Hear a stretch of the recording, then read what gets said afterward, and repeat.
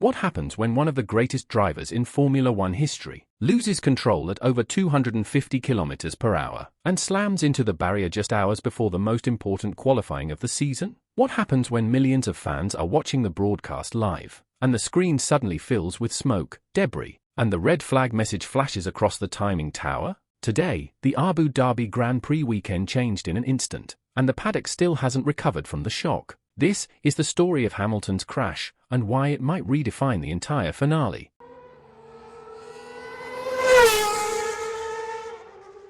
For a moment, the entire circuit fell silent. Lewis Hamilton, 7-time world champion, Ferrari superstar signing, the man expected to deliver a final push in the championship fight, was suddenly spinning out of control. Turn 9, a high-speed, deceptively difficult corner where the car is loaded, compressed, and unstable if anything is even slightly off. Hamilton approached with full confidence until the front end snapped. The Mercedes-turned-Ferrari star tried to save it, but the rear broke loose, the car rotated a full 360 degrees, and the impact that followed echoed through the walls of Yas Marina.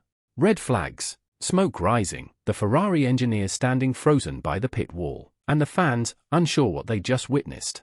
Was it a mistake? Was it a mechanical failure? Or something much more worrying? The final practice session stopped immediately, the broadcast cut to replays, and the paddock began asking the question no one wanted to hear. Is Hamilton's finale already ruined? To understand the scale of what just happened, we need to go back to the start of FP3, the final practice session, the last chance for the drivers to perfect their setups before qualifying. Ferrari had been struggling through the weekend. The car felt light at the front, unpredictable on turn-in, especially in the high-speed sections. Hamilton had already reported instability on the radio earlier. Front doesn't feel right. Something's shifting. The team tried to correct it, adding front wing, adjusting the suspension. But with the session running short, they had limited time to diagnose the deeper issue. Then it happened. Hamilton took his usual line through turn 9. A slight correction. Then the snap. A violent rotation that sent the car into the outside barrier at a dangerous angle. Carbon exploded into the air. The rear wing deformed instantly. The front left suspension collapsed, and the Ferrari SF25 skidded to a smoking halt. Hamilton's voice came over the radio, shaken but controlled. Something buckled at the front and snapped the rear.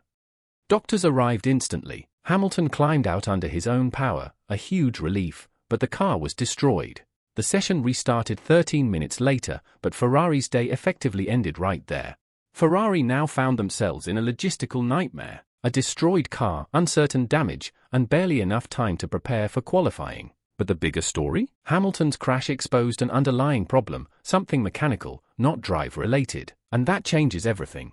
Let's break down the numbers, because they tell a very different story than the visuals. Time lost, tilde 13 minutes of FP3, plus the entire remaining session for Ferrari's repair analysis.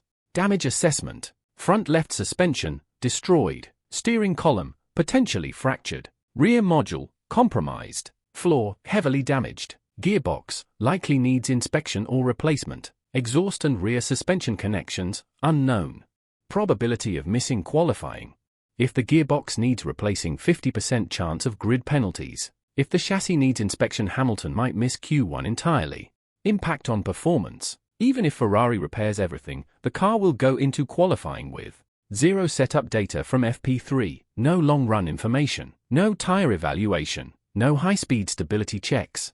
In Formula One, that's like going into a boxing match blindfolded. The math doesn't lie. Hamilton is entering qualifying at one of the biggest disadvantages of his career. Hamilton's radio message is the piece of evidence everyone is talking about. Because it wasn't a message of frustration. It wasn't a message of self-blame. It was a diagnosis. Something buckled at the front and snapped the rear. In racing language, that means a mechanical failure, a structural weakness, or a component breaking under stress. This is important because it changes the narrative. If Hamilton had simply pushed too hard, it's a mistake. But if the car failed him, Ferrari has a much bigger problem on their hands. And they know it.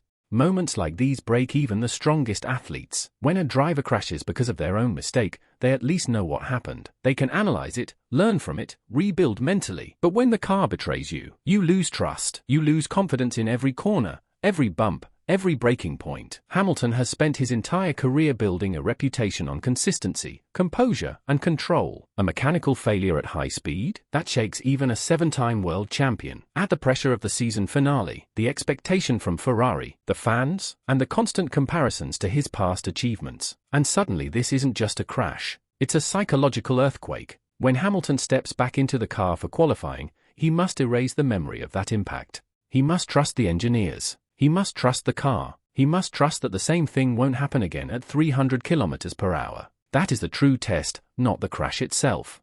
And now everything comes down to the next few hours. Can Ferrari rebuild the car in time? Can Hamilton regain the confidence to push flat out? And will this crash reshape the championship narrative, giving Russell, Norris, or Verstappen a crucial advantage?